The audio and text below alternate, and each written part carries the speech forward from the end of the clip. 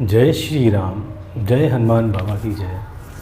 और मैं आज आपका फिर से स्वागत करता हूँ इस संपूर्ण सृष्टि ज्ञान चैनल में। और हम लोग आज बात करने जा रहे हैं पुत्रजीवी व्रत या जितिया के बारे में। तो इस वीडियो में आपको हम बताएंगे कि ये पुत्रजीवी व्रत या जिसको हम जितिया भी कहते हैं क्या है, कैसे मनाया जाता है, कहाँ मनाया जाता है, तो इसके बारे में आज आपको हम जानकारी देंगे इस बारे में। तो चलिए शुरू करते हैं। पर शुरू करने से पहले जय श्री राम, जय हनुमान बाबा और इस व्रत की जय। देखिए, ऐसा है कि जैसा हमने आपको बताया कि जो पुत्रजीवी व्रत का एक नाम जितिया भी है, तो ये जितिया या पुत्रजीवी व्रत एक ऐसा व्रत है जिसमें निर्जला मतलब बिना पानी के उपवास पूरे दिन किया जाता है। फिर से बता दें आपको कि जितिया या पुत्रजीवी व्रत एक ऐसा व्रत है जिसमें निर्जला मतलब बिना पानी के उपवास पूरे दिन किया जाता है। अब बात यह उठती है कि ये व्रत पड़ता कब है। देखिए, ये व्रत पड़ता है अश्विन मास के कृष्ण पक्ष की अष्टमी को। फिर बता दें, तो ये जितिया या पुत्रजीवी व्रत है, ये पड़ता है अश्विन मास के। देखिए, अश्विन को आसौज भी कहते हैं या कहीं कहीं कुवार भी कहते हैं। तो अश्विन मास कहें, चाहे आसौज कहें, चाहे कुवार कहें, तो उस मास के कृष्ण पक्ष की अष्टमी को यह व्रत किया जाता है। अब यह व्रत कौन करता है? यह व्रत जो है माताओं द्वारा अपने बच्चों की लंबी आयु एवं कल्याण के लिए किया जाता है। तो यह व्रत जो है माताएं अपने बच्चों के लिए इसलिए करती हैं कि उनके बच्चों की उम्र बड़ी हो और उनका हमेशा कल्याण रहे। अच्छा, इस व्रत के करने से जिनके पुत्र तो होते हैं परंतु जीवित नहीं रहते और जीवित रहने लगते हैं, मतलब ये है कि अगर ऐसी कुछ माताएं होंगी कि जिनके पुत्र होते होंगे परंतु जीवित नहीं रह पाते होंगे, तो अगर वो ये व्रत करती हैं तो पुत्र उनके जीवित रहने लगते हैं, इसीलिए व्रत किया जाता है। तो इस व्रत को करने से मृतवस्या का मतलब होता है बच्चों का मरण, मतलब मृतवस्या दोष मतलब बच्चों का मरण दोष अपने आप खत्म हो जाता है। अब इस दिन होता क्या है? देखिए, इस दिन सूर्य भगवान की पूजा होती है या सूर्य भगवान की पूजा करनी चाहिए। अच्छा, अब देखिए, व्रत को अगर हम थोड़ा किनारे कर दें तो यह एक त्यौहार के रूप में मनाया जाता है। तो जो पुत्रजीवी व्रत या जितिया है, ये एक त्यौहार के रूप में अश्विन मास के कृष्ण पक्ष में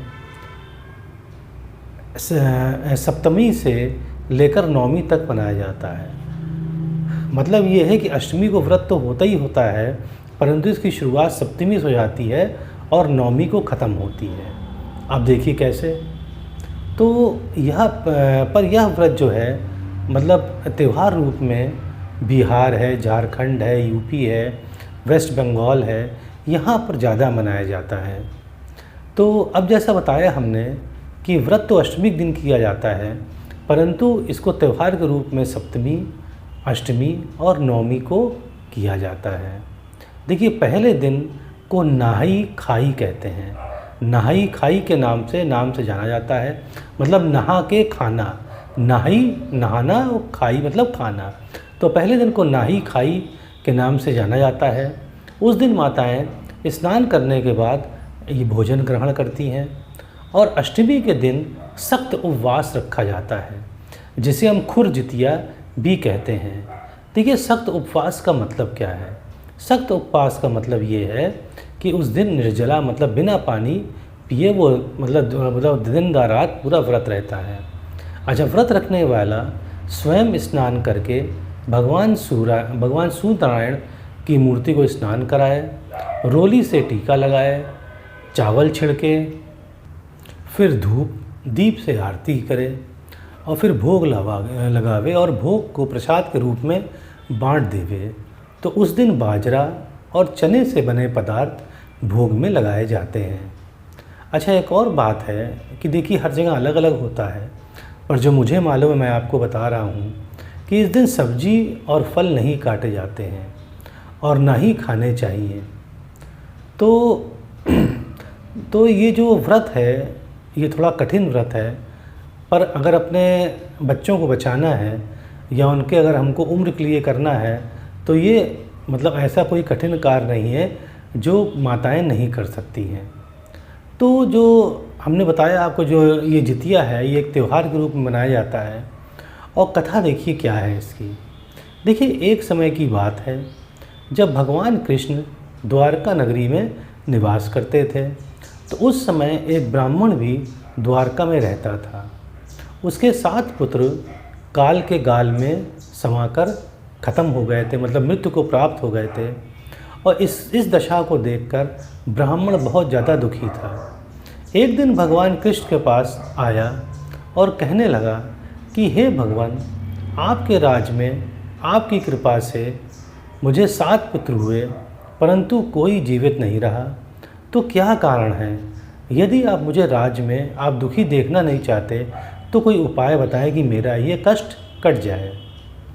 तो प्रभु बोले, मतलब भगवान कृष्ण बोले, हे ब्राह्मण सुनो, इस बार तुम्हारे जो पुत्र होगा उसकी उम्र 3 वर्ष की है। उसकी उम्र बढ़ाने के लिए तुम भगवान सूर्य नारायण की पूजा करके पुत्र जीवी व्रत का धारण करो और तुम्हारे पुत्र की आयु अवश्य बढ़ेगी। ब्राह्मण ने वैसे ही किया और वह सपरिवार हाथ जोड़ खड़े होकर इस प्रकार विनती कर ही रहा था।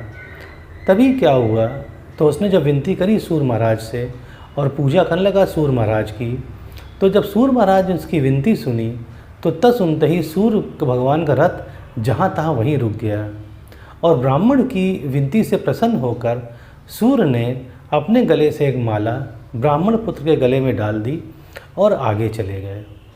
और थोड़ी देर में यमराज उस ब्राह्मण के पुत्र के प्राण लेने के लिए आ गए। तो यमराज को देखकर ब्राह्मण और ब्राह्मणी कृष्ण जी को झूठा कहने लगे, क्योंकि कृष्ण जी ने कहा था कि वो बच जाएंगे अगर आप भगवान सूर्य नारायण का आप व्रत करेंगे, यही पुत्र जीवी व्रत करेंगे। तो वो मतलब उल्टा सीधा कहने लगे और झूठा कहने लगे। वो ब्राह्मण और ब्राह्मणी जब देखा और यमराज आ गए उनके लड़के को लेने, भगवान कृष्ण अपना अनादर जानकर तुरंत सुदर्शन चक्र लेकर आ गए और बोले, इस माला को यमराज के ऊपर डाल दो। इतना कहते ही ब्राह्मण ने उस माला को उठाने लगा तो यमराज डरकर भाग गए, परंतु वहाँ यमराज की छाया खड़ी रही। तो उस फूल की माला को छाया के ऊपर फेंक दिया, जिसके फलस्वरूप वह छाया शनि के रूप में आकर भगवान कृष्ण से प्रार्थना करने लगी।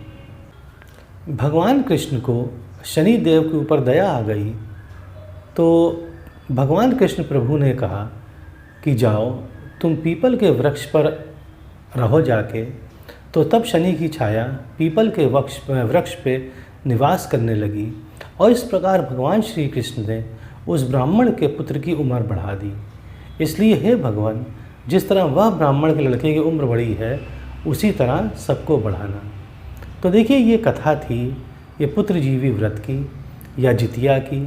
तो देखिए, पुत्र जीवी व्रत तो एक ही दिन रखा जाता है, अष्टमी को, परंतु अगर उसको त्यौहार के रूप मनाएंगे तो वह सप्तमी से शुरुआत होता है और नवमी में उसका पारण किया जाता है। और जैसा हमने बताया आपको कि जब सप्तमी शुरुआत होता है उस दिन नहाई खाई कहते हैं, मतलब नहा के जो माताएं हैं वो भोजन कर लेती हैं, उसका अष्टमी को व्रत रखती हैं और नवमी के दिन पारण करती हैं। तो ये एक तरह से 3 दिन का त्यौहार का माहौल बन जाता है और हंसी खुशी निपट जाता है।